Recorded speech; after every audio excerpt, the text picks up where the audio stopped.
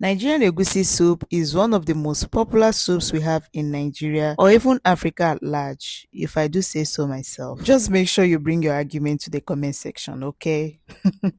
Anyways, there are many methods of preparing Nigerian Egusi soup, but this method I'm about to show you will always have my heart. In a pot, add your protein of choice. For me, for this recipe, I'm using beef and shaki. Now go ahead and season your beef by adding fresh pepper, onions, seasoning cubes, salt. Go ahead and cover your pot and let it cook until the meat is tender. Blend your egusi with water, and in another pot, add your egusi and stir, cover to cook. Now when the meat is done or after 1 hour, go ahead and add your stock fish and your dry fish. Give this a very nice stir. Add some more water to allow the proteins cook properly. Cover your pot and let it continue cooking. We want to cook our proteins until they are nice and tender. And while they are cooking, go over to your egusi pot and stir.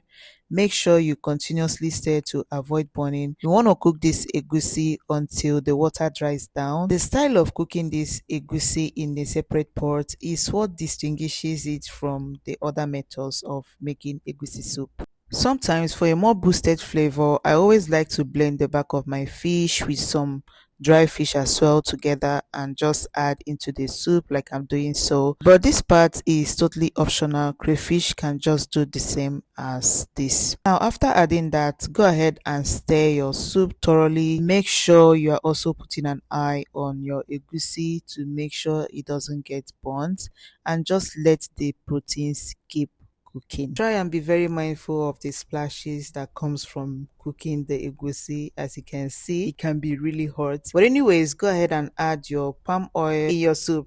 Now leave it to cook for a while. Now that the oil has saturated everywhere, go ahead and add your crayfish. Be generous with adding your crayfish. Now give this a very nice stir. Give it a very nice stir and go ahead to test for taste. Now I added some salt in my own because it needed a bit more salt, and some more water because we do not want it to be as dry as dessert. Now once you are done checking and adjusting taste to your satisfaction, go ahead and reduce the heat and let this gradually cook. And this is mostly because you'll be adding the egusi to avoid splashes. At this point, you want to start adding your already cooked egusi into the soup. You also want to make sure that you stir as you put. Now as you can see, I'm someone who likes to cook in bulk, which is why this part seemed to be a little, because the egusi was a lot more, so I had to switch my pot at some point because obviously it was too big. Now after switching to a bigger pot, I continued adding my egusi to the soup until it was completely finished, and then I went ahead to stir thoroughly because we don't want any of it getting burnt. If you have watched up to this point, please kindly subscribe to my channel, give me a thumbs up, share, comment, and let me know your thoughts about this recipe. Now after adding the egusi, I went ahead to check for taste, and I needed to add some more pepper, and I added some fresh pepper to that, and I covered it to continue cooking. After a while, I had to check it again and give it a nice stir. At this point, everything was almost ready. I'm sure if you try out this recipe, you will definitely prefer it more than the frying method. Anyways, the only thing left here is for us to add the vegetables. You can go ahead and add your ugu leaves or any vegetable of your choice, but for me, I used the bitter leaf, which is perfect for this type of recipe. Please don't forget to add your ogiri, as I did not press play on my camera when I was recording where I was adding the ogiri. Go ahead and stir in your vegetable into the soup. As you know, egusi can easily get burnt, so stirring is a must in this recipe.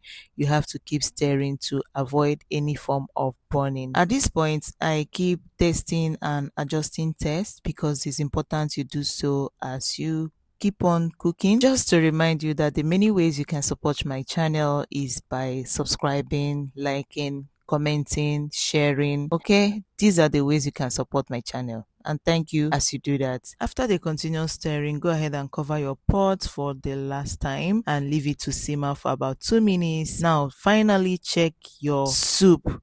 give it a proper nice stir, and that is it. Like, there's nothing else you can do here. You can see how beautiful this soup looks, you can see how authentic, you can see how no frying remove the originality from it. It is just like the OG way that our mama taught us. What do you think about this recipe? Would you be trying it? Let me know in the comment section, and I will see you on my next one. Bye.